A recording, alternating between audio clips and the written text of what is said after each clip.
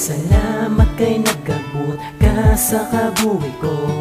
Ininagbago, ininagklaro ang kasuboging gaano sang kasadya. Nagtahaw na ang tanan nga mga problema. Wala na sang iba nga ginapanumdum. Kung muputa ka dako ang akon nga andom. Kasadya lang prami ang nabatyagan. Ang atipanon kaamo na ang kalipayan. Hindi ka magbuya paglangga nagalala. Kapot ka sa kamot ko, mata mo di magluwa. Kay ikaw na tanan, ikaw ang kalibutan. Basta promise mo sa kundi mo ko pagbayaan. Ikaw ako nga kusog sa taga-adlaw nga tanan. Ang pasadyahon kaamo na ang kalipayan. Wala na sa iba nga ginapangayon, kundi magtinir ka sa poder di magpalayo. Ikaw ako nga kusog sa taga-adlaw nga tanan. Ang pasadyahon kaamo na ang kalipayan. Wala na sa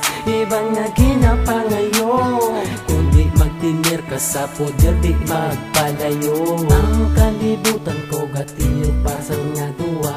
Ang duwa katagi puso tani maging isa. Sa simbahan ikaw ang akong pagkadalon. Ang pakasalan kaamo ng dako nga handog ko sa akon nga kabuhi. Kay ikaw ang nagbalik sa korason nga nabalik. Di nabalik kung hindi man lang ikaw ang makaupod ko sa akon nga pangabuhi. Tandaan mo, nawala na ako sang iban. Ikaw lang, hasta na sa katapusan. Malanggat na ka, iskan ako ang ginadudahan.